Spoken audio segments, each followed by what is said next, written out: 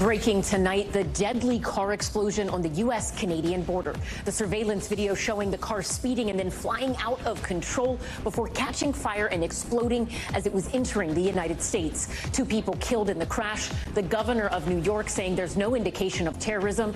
The FBI investigating if this was an intentional act.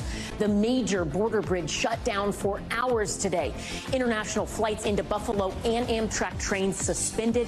Holiday travel crunch. It is the great escape to get home. And across the country, it's bumper to bumper on the roads. Nearly 3 million people flying today with long lines at security checkpoints. Some flights delayed by the ripple effects of last night's storms. We're tracking the latest on the holiday forecast.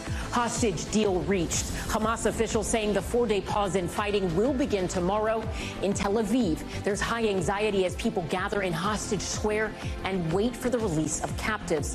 One family of hostages telling NBC News it feels like a game of Russian roulette.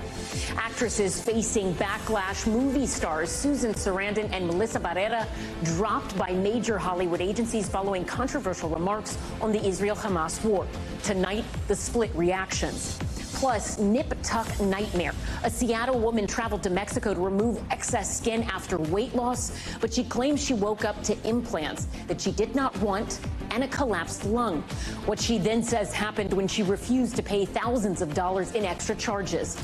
And countdown to the parade, the time-honored tradition watched by the nation, and of course those iconic balloons. We'll take a look back at their debut nearly a century ago and tell you how they've changed to the inflatable giants you see today, including some new ones hitting the route tomorrow morning. Top Story starts right now.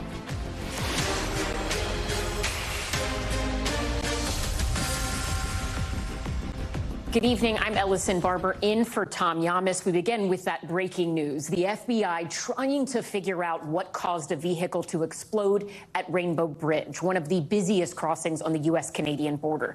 NBC News obtaining this surveillance video of the incident. The car appears to lift off the ground as it collides with a median at a high speed before crashing into a Customs and Border Patrol checkpoint. The car catching fire and then exploding. Officials confirming 2 people inside that car are dead.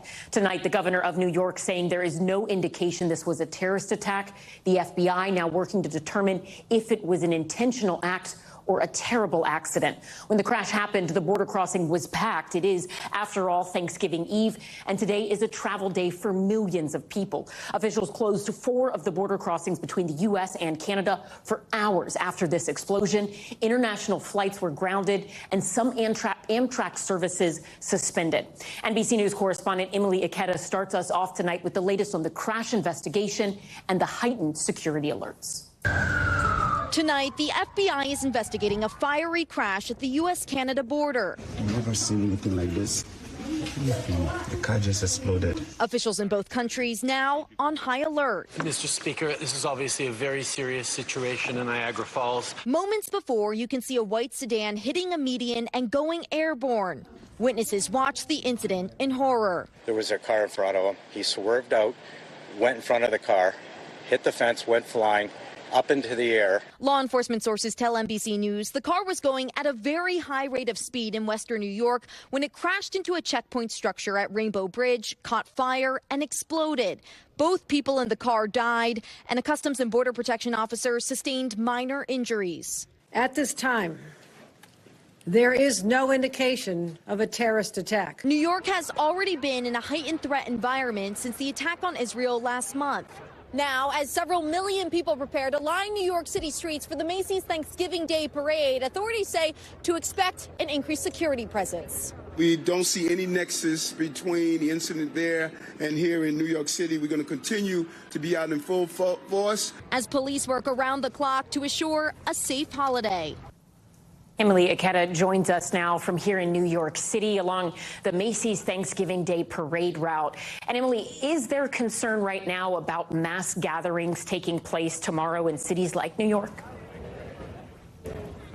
So, Ellison, while today's crash certainly rattled some visitors and caused a cascade of security concerns, tonight officials are saying people should enjoy in the Thanksgiving fun. This is an event that local and federal law enforcement have been preparing for an entire year. I should also mention, as new details emerge and signs appear to show that this was not an act of terror, we're seeing some changes happen in real time. For instance, several border crossings had been closed earlier today. They have since been reopened. At the Buffalo Airport, we saw international flights departing and arriving temporarily paused. We're just confirming with the FAA that restriction has been lifted, Ellison. Emily, have investigators learned anything new or any information in general about the driver in this car explosion? So right now, what we're hearing from investigators, they believe that the driver was a Buffalo area businessman, and the other person in the car that had died in the crash is believed to be a relative of his. They don't know why he was going at such a high rate of speed, but right now a leading theory is that this was an accident or reckless driving, Ellison. Emily Aketa in New York City, thank you so much. We appreciate it. The activity at the border comes as 49 million Americans are taking to the road for Thanksgiving. And the nation's airlines are reporting record passenger levels this week. But with heavy rain and wind on the East Coast, travel headaches are hitting people as they try and head home for the holiday. NBC News transportation and aviation correspondent Tom Costello has the latest. From the San Mateo Bridge in the west to I-95 in the east, a bumper-to-bumper day. Interloop slows on their approach to Tyson's headed toward McLean and across the GW Parkway. With drivers paying 35 cents less per gallon than last year. Been very busy, and I'm trying to get back to the family. Meanwhile, it's been shoulder to shoulder in the nation's airports. Pack your patience. That's all you can do, pack your patience. Long lines snaking through checkpoints, though the TSA managed to keep most under 30 minutes. It makes me regret not getting TSA pre-check. The FAA now says 2.9 million people are flying today, more than predicted, on a mostly blue sky day, though many East Coast airports were still delayed after heavy rain and wind caused 5,500 delays and 72 cancellations Tuesday. Still looking at a clean OIS, going straight to the terminal timeline. Today, heavy turbulence forced the FAA command center to temporarily close. Some military airspace opened up for Thanksgiving. At Houston Hobby Airport, 2 private planes collided on the runway. No injuries. But for the airlines, this is the big test. The clock is ticking. On a domestic flight, they've got about 45 minutes to get the plane in, bags off, passengers on and out again. On an international flight, about 90 minutes. American Chief Operating Officer David Seymour. And we're going to carry over 500,000 customers every day. Every day? Every day. Every day. Yeah, it's a busy, busy period for us. A record-setting week with a record-breaking crescendo on Sunday as nearly 3 million passengers all try to fly home at once. And Tom Costello joins us now from Reagan National Airport. Tom, what's the latest on cancellations and delays at this hour? We're looking at 3,100 delays nationwide and about 60 or so cancellations. And the reason is we are still recovering from yesterday, the high winds and the rain and the ripple effect, right? So the airlines have been playing catch up all day and incredible volumes of passengers. And so as a result, the catch-up continues today. Tom, with that incident on the U.S.-Canadian border, did TSA have to implement any changes in security? TSA tells me no, they did not change their posture. They were already forward-leaning today. They already had more TSA officers, more dogs in airports, along with local police, but they did not do any more aggressive steps. They said they've already been very protective and proactive given what's happening in the Middle East right now. All right. Tom Costello at Reagan National Airport. Thank you. For more on the Thanksgiving holiday forecast, NBC News meteorologist Bill Cairns joins me now. Bill, what is the latest on the track? Should people be nervous? Yeah, I can smile that we're good. I mean, it was a rough about 48 hours with the tornadoes and the heavy rain yesterday and this morning. And now that storm is just almost gone for everyone. A little bit of rain left over in North Carolina and some snow exiting areas of Maine. We got as much as 6 to 9 inches in the high elevations of New Hampshire and also Maine. So so still some slick driving in those areas, but everyone else has cleared out. It's been a long while since I've even seen any significant airport delays, and all of the ones from Baltimore to D.C., up I-95 through New York to Logan and Boston, everyone is looking great. So we played a lot of catch-up today, as Tom mentioned. So let's take you into Thanksgiving. The only concern we have going over the next couple of days is going to be the new storm that's going to bring snow to the areas of the Rockies and eventually into the plains. Everybody else is looking for a really nice Thanksgiving day. If you like to have those outdoor football games or whatever with your family, looks perfect. No problems on the roads anywhere east of the Rockies. But if you're driving on 25 up through Wyoming, that could be one of the worst spots. Then on Friday, this shifts down. Thursday night, it's going to snow in Denver. Friday morning, you probably have to do a little shoveling. Roads will be a little slippery. Some showers in Florida, but that's it for Friday. So for our winter storm warnings are up for Lander and Casper all the way down to Cheyenne. Denver's under a winter weather advisory. I mentioned about 2 to 5 inches for you. But our friends in Wyoming, Lander and Casper, you could get 6 to 12 inches of snow out of this. So a good early season snowstorm. Then on Saturday, our snow pushes into Kansas, East Coast, West Coast, fine. And for the busiest travel day of them all on Sunday, a little bit of light snow through the Great Lakes, a little bit of rain in the Gulf Coast. And Allison, what's new, what's changed? All of a sudden now it looks like some rain moving into New York City for Sunday afternoon and evening. Keep that in mind for your travel plans. All right, we will take it. We'd love to see you smile. Bill, Karen, thank you so much. Next to an update on the release of hostages held by Hamas. Israel now saying the release will not happen until at least Friday. Families say they are feeling a wave of emotions, hope and anxiety as they wait for the possible return of their loved ones. NBC's chief international correspondent Keir Simmons has the latest from Israel. Tonight, a delay to the long negotiated break in Gaza's bloodshed. The hostage release, including 3 Americans and potentially many children, will not happen before Friday. 3-year-old Abigail Moore-Edan may be among them. Her parents were killed. Our emotions are just going a little more crazy because it does feel like we're closer. The delay, despite the head of Mossad in Qatar tonight to agree final details of 50 hostages to be freed over 4 days. The aim to release 100 hostages, officials say, and 300 Palestinian prisoners, teenagers and women, some jailed for minor offences, others for attempted murder. A day of frantic phone calls for families like the mother of Mia Shem, forced to appear in a hostage video, hoping their wait will soon be over. It's like a Russian roulette. We are waiting to see who will come back home. Prime Minister Netanyahu had hailed the deal, saying it included visits by the Red Cross to the other abductees, though Israel's Prime Minister vowing a short pause would not end the war. While Hamas today releasing another video of fierce fighting. Truckloads of aid are planned, but today there was no end to the civilian suffering. They are massacring us before the truce, this man says. In tears, Jamal Alan told us his children and grandchildren might not survive. Today he learnt 60 members of his family are now dead. Friday's pause, too late for them. NBC News' chief international correspondent Keir Simmons joins us now from Tel Aviv. Keir, what more can you tell us about the timing of the deal outlined between Israel and Hamas?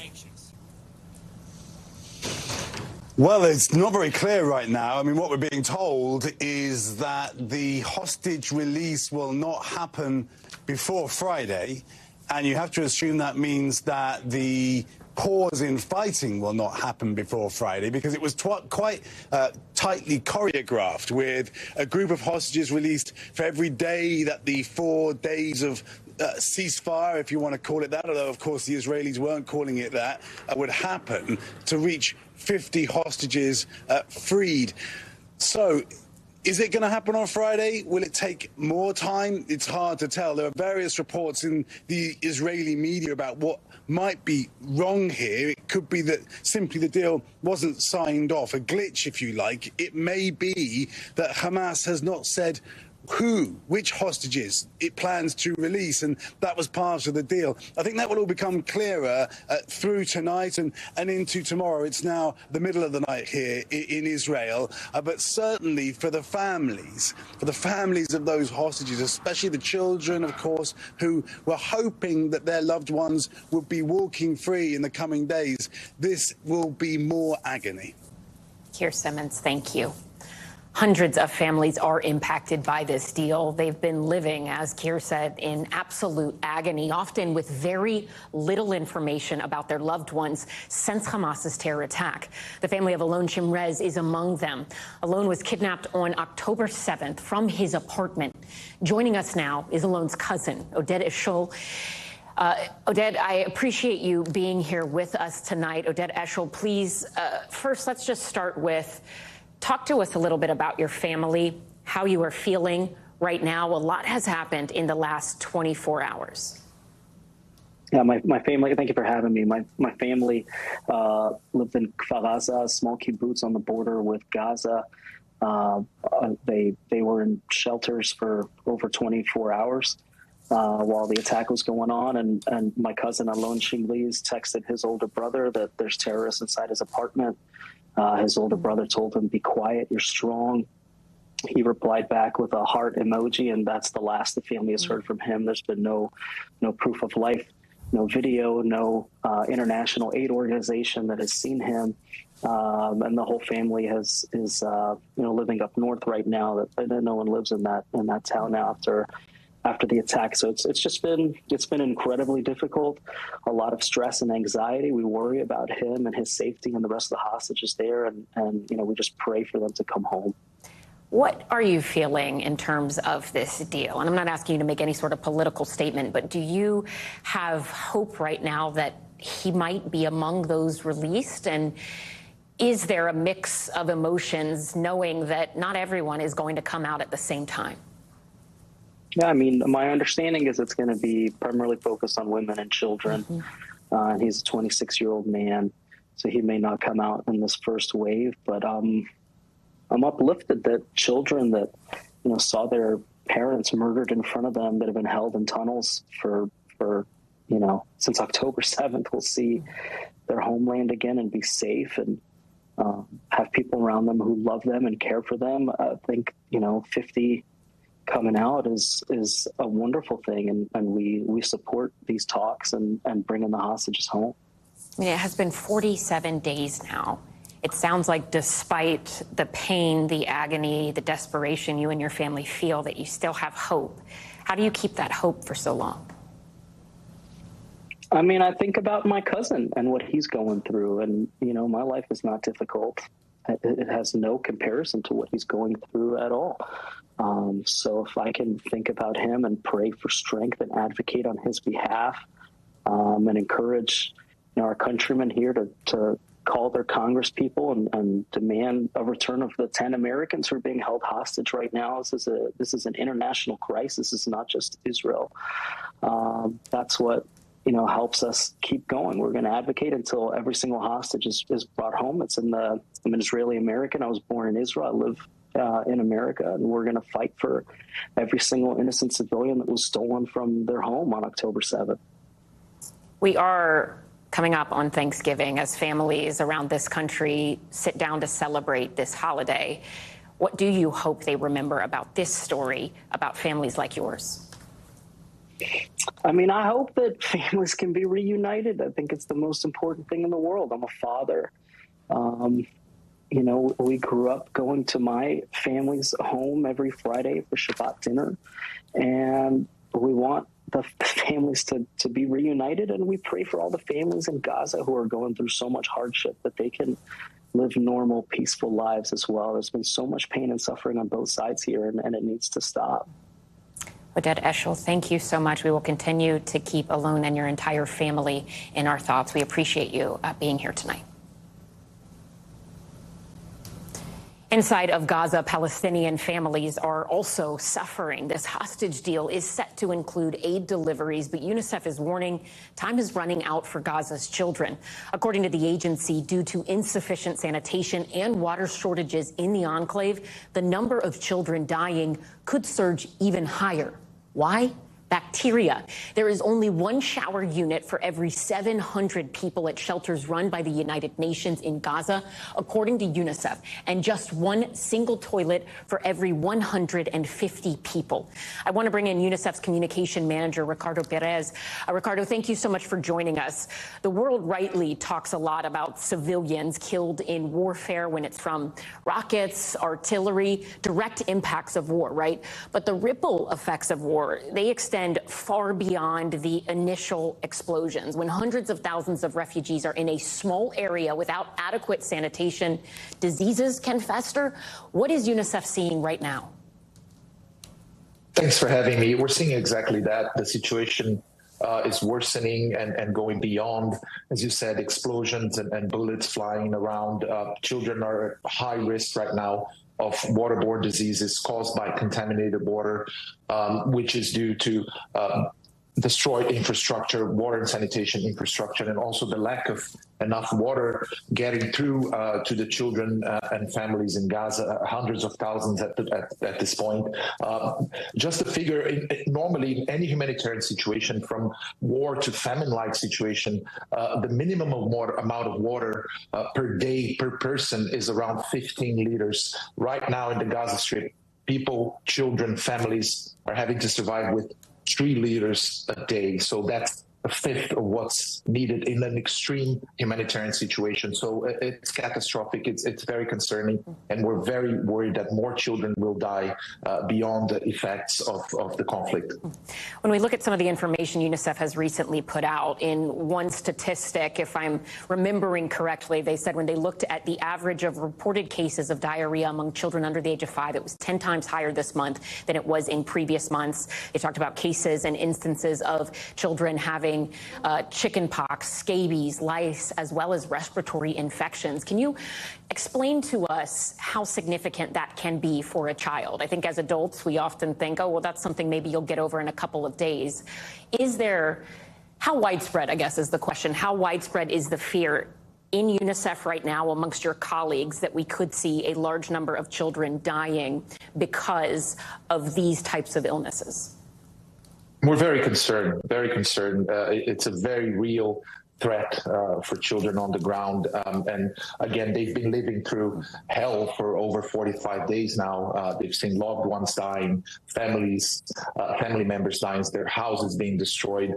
And right now, they can't access clean water. And indeed, in one of the most densely populated areas on the planet, disease can spread very quickly, infectious disease especially, and diarrhea outbreaks are already happening, as you said, 10 times fold from when compared to the same period before. And it could get worse. We could get other diseases, including cholera, which we have no signs at the moment. But again, under such strict, stressful conditions, with hygiene and sanitation being really poor, it's just a matter of time before these things start happening over and over again, and children getting more and more impacted. And beyond feeling sick with diarrhea, they can get severely malnourished because of all the water they're losing. So one disease leads to the other, and unless we can contain the situation, it's supposed to happen relatively soon. Ricardo, part of this hostage deal includes allowing more humanitarian aid into Gaza. But when you have shortages of the magnitude you are describing in an active combat zone, I imagine it can be logistically challenging to address it. There is going to be this 4-day ceasefire, at least as of right now. Is that actually enough time for humanitarian aid to get in a significant way that would actually help address the issues that you're seeing, particularly among children right now?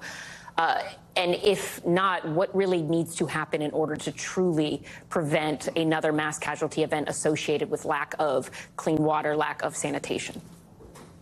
Well, at this point, any humanitarian pause, any pause in fighting and bombings and shelling is very good news for children. But no, I think that the needs have now outpace the resources. And even if we have those 4 days open to get more trucks in with more humanitarian supplies, it's still a drop in the ocean of needs that has been caused, since October 7th. So what we need is a long-standing ceasefire, a longer humanitarian ceasefire, whereby we can get more trucks every day with the supplies that are needed, so we can start even better assessing how damaging the situation is on the ground now, because there has been no safe space for children and for humanitarian workers in Gaza right now. We lost over 100 colleagues, UN colleagues, since the conflict started. So unless we have safety to be able to do our work, our logistics, our operations on the ground, the needs will always be outpacing the resources.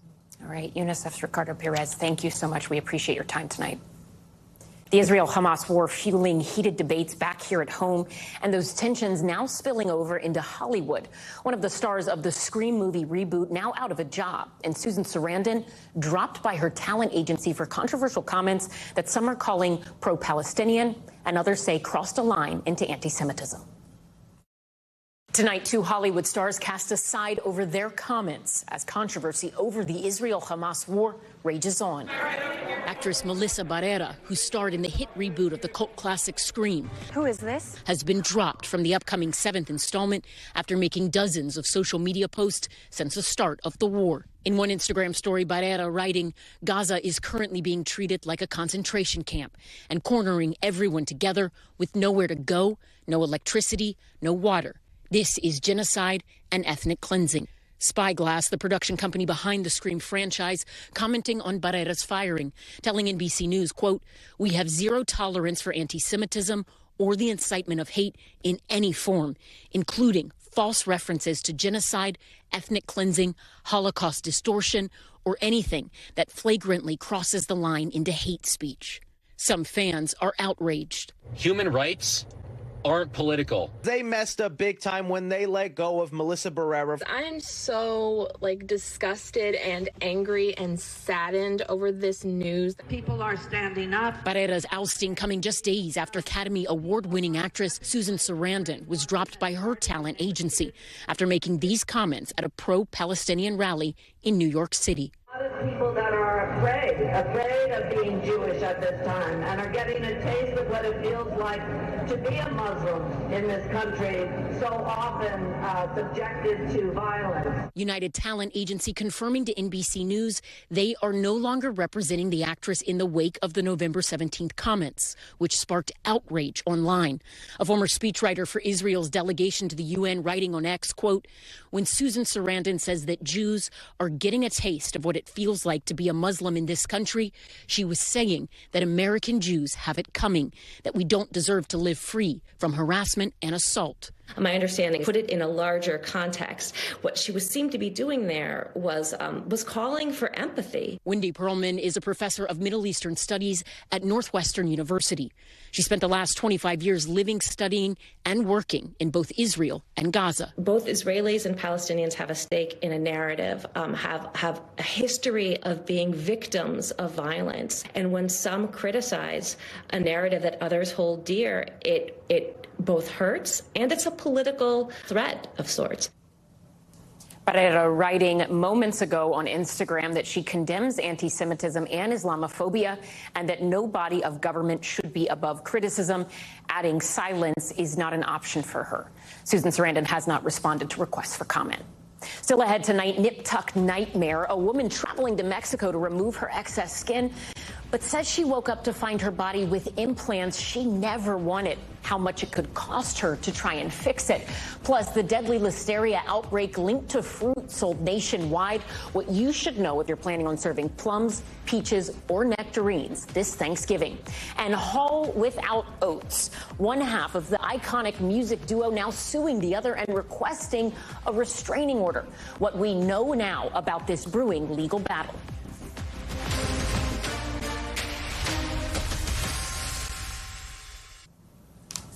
We're back now with an update on a disturbing case in Las Vegas. A 9th teenager has been arrested following the death of Jonathan Lewis, a 17-year-old who died after a brutal group beating earlier this month. Steve Patterson has the latest on this heartbreaking story. The video, it is incredibly difficult to watch. Tonight, Las Vegas police have a 9th teen in custody for the murder of Jonathan Lewis, the 17-year-old brutally beaten to death by his own classmates, according to police. A fight breaking out near the Rancho High School campus, all over a pair of headphones and possibly a marijuana vape pen, according to police. It's just like absolute lunacy. It just looks like these kids have gone totally mad. The disturbing images of the beating circulating on social media.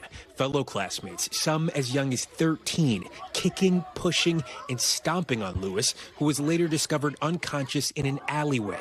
The coroner listing the cause of death as blunt force trauma homicide. Police say they'll need help identifying one more person of interest, seen in this picture provided by the Las Vegas Metropolitan Police, wearing a black hoodie and khaki pants. 4 of the teens involved, aged 16 and 17, appearing in court earlier this week, charged with second-degree murder and set to be tried as adults. We are blurring the suspects' faces because they're minors. Robert Driskovich, an attorney for one of the teens, says he's, quote, concerned about the murder charge being levied against kids of such young ages. Violence is weak and cowardly. Friends and family paying their respects to Lewis last night at an emotional vigil. Some friends he's known since 8th grade. We're here from what my mom said, to get some closure for his death. His friend's 10-year-old brother visibly shaken, afraid something might happen to someone he loves. I just want my brother to be all right, honestly. The 4 teens arraigned in court on Tuesday were ordered to be held without bond at a juvenile detention facility, but the court doesn't release information on a plea entered by a minor.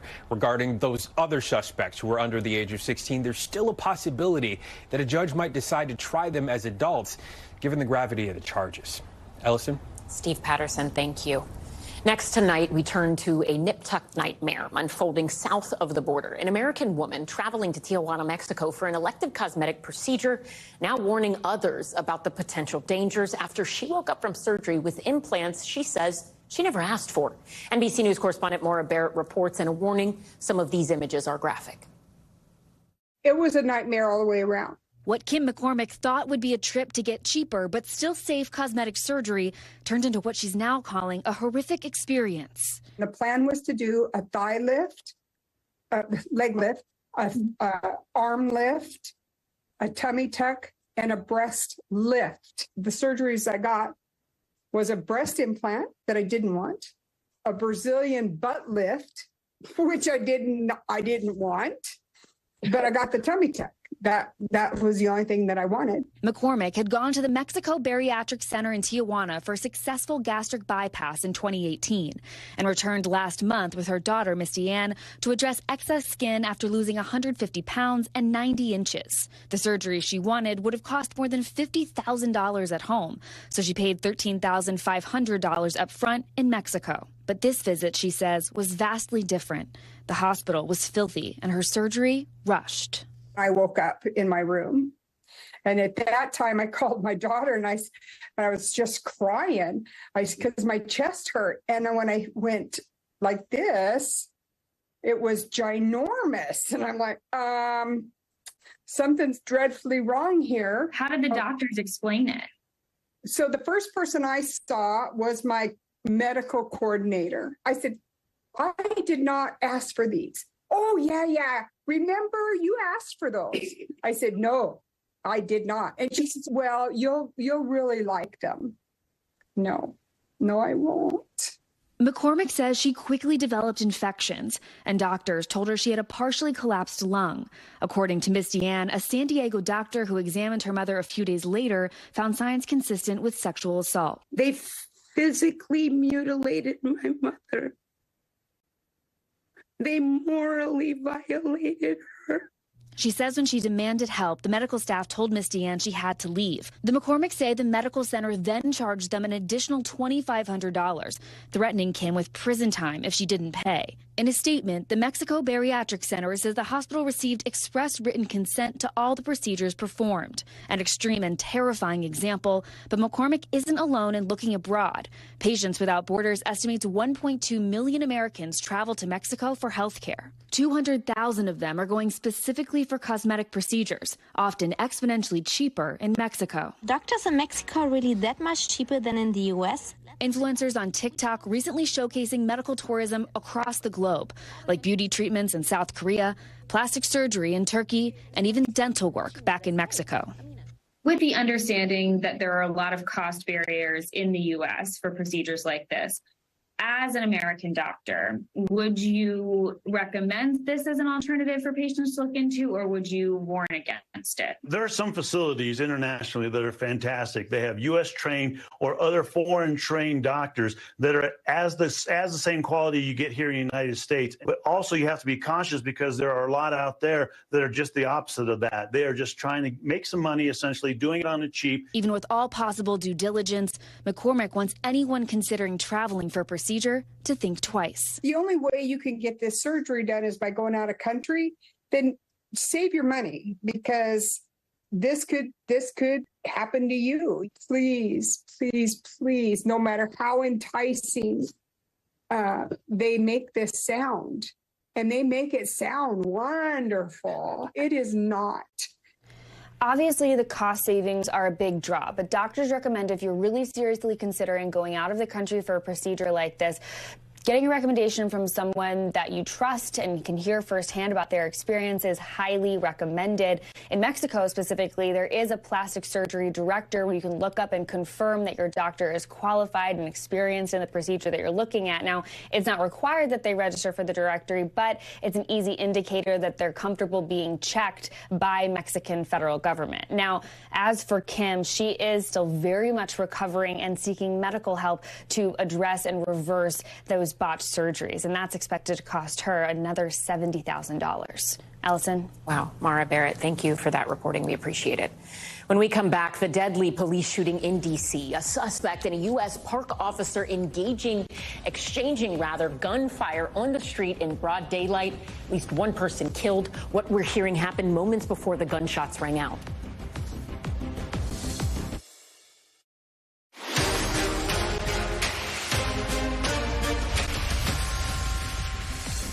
Back now with Top Stories news feed, and we begin with the deadly shootout on the streets of Washington, D.C.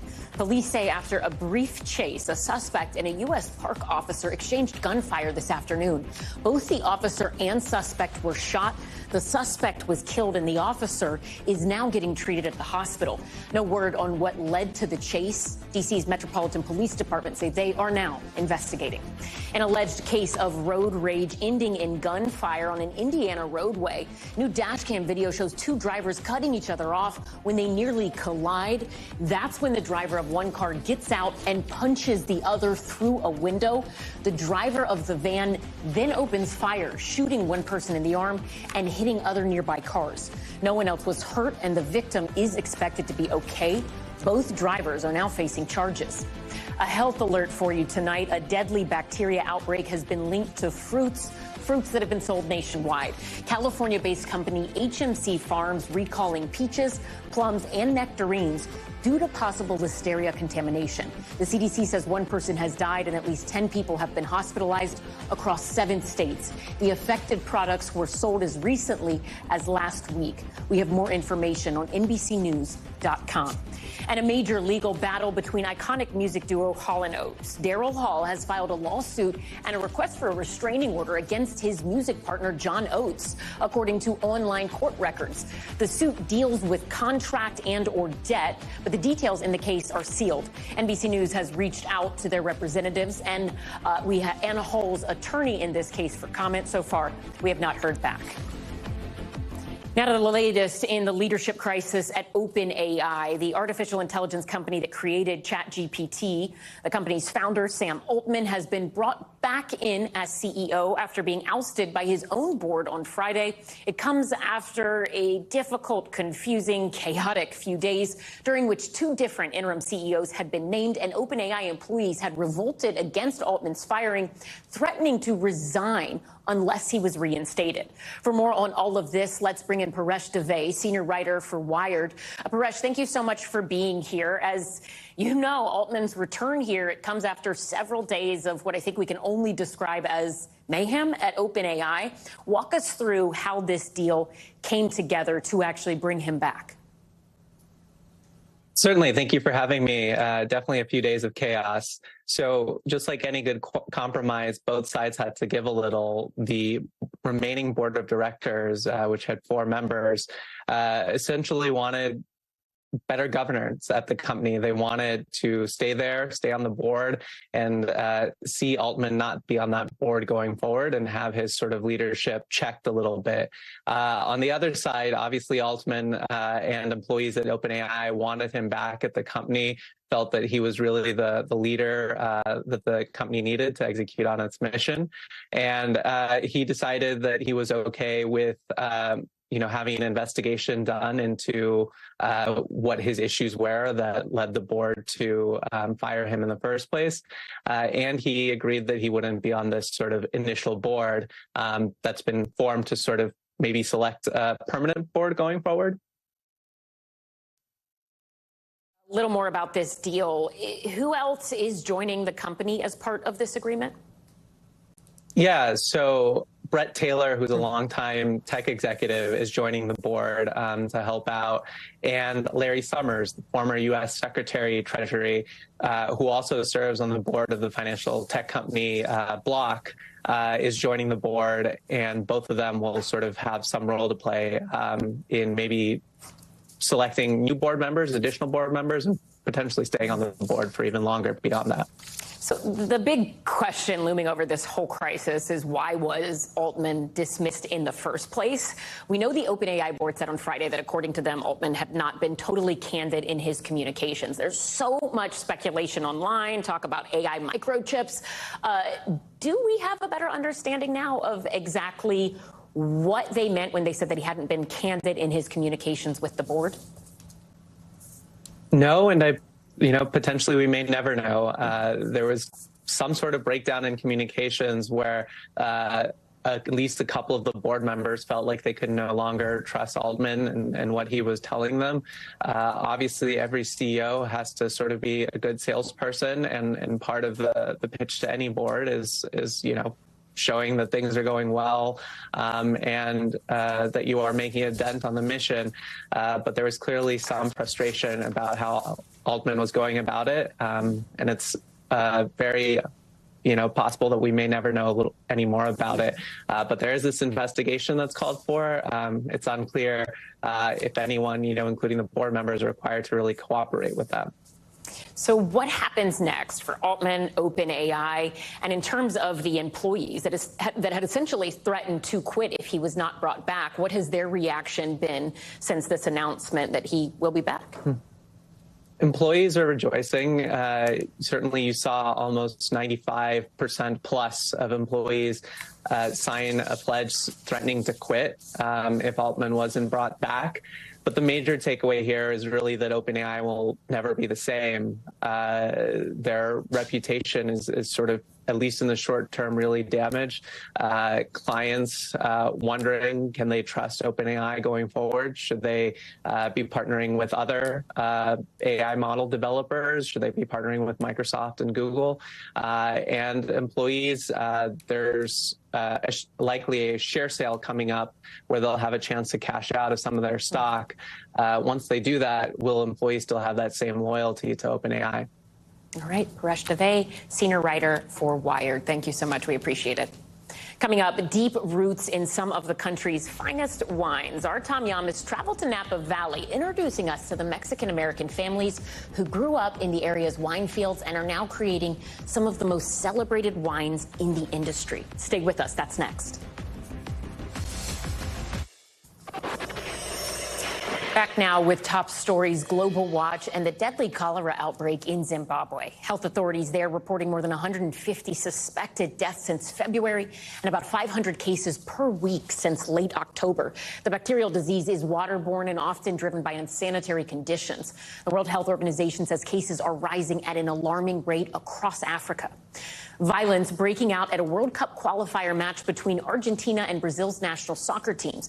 The new video shows police using batons to strike fans in the stands. Officials say Brazilian and Argentinian fans began fighting behind one of the goals during national anthems, and that's when police were called in. The players, including Argentina's captain, Lionel Messi, going back into the locker rooms, and the game delayed by half an hour. And dozens of migrants rescued off the coast of Spain's Canary Islands. Spain's Coast Guard says the 55 migrants were stranded in a wooden boat about 5 miles offshore. The group received medical attention and everyone is expected to be okay. Spain says more than 32,000 migrants from West Africa have reached the Canary Islands by boat so far this year. And back here at home, the Hispanic family shaking up the billion-dollar wine industry. The one-time migrant workers with decades of experience now making what some critics consider the best wine on the planet. Our Tom Llamas spoke to several of wine's new tastemakers.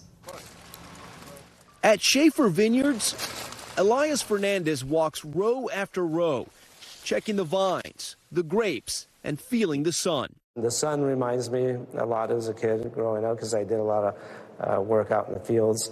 A pioneer in the Napa Valley, Elias has gone from migrant worker to master winemaker. I've been doing this for 40 years. Wow. This will be my 40th harvest. Along the way, studying viticulture in college and creating this 2008 vintage, which won Wine Spectator's coveted Wine of the Year. Do you think you're a better winemaker because you've lived on those fields? Yes, I definitely do, because I can connect with the people in the fields very easily. So to me, it gives me a little bit of edge for sure. That edge shared by a growing group of Hispanics, now shaking up the billion-dollar wine industry. Are Mexican Americans making some of the best wine on this planet? For sure, and they're doing it right here in Napa Valley and other parts of California. Senior editor James Molesworth tastes, rates, and writes for Wine Spectator. He's noticing more and more Hispanics making their mark. I think what you have there is probably a little more soul, which is hard to quantify, of course, but again, it's that if your family name is on this bottle, you're taking it very seriously. For this family, Oscar, his wife Lola, and their nephew, there was just one name for their wine. My first thought was Llamas. We have to honor our family name here in the Napa Valley. A great name, but no relation to this reporter. It's really hard, and that's been our biggest challenge, is we are this small brand competing with a lot of big guys out there. They're betting wine drinkers appreciate not only their big, bold Cabernet, but also from planting to blending to bottling. One family did it all. And I think that it's really time to highlight those individuals that farm these grapes. And I think it's kind of a responsibility of ours to bring full circle winemaking in the Napa Valley for the Mexican-American vintners. From the fields to the cellars to your dinner table, the American dream in a glass. For Tom Llamas, I'm Ellison Barber. Stay right there. More News Now is on the way. Thanks for watching. Stay updated about breaking news and top stories on the NBC News app or follow us on social media.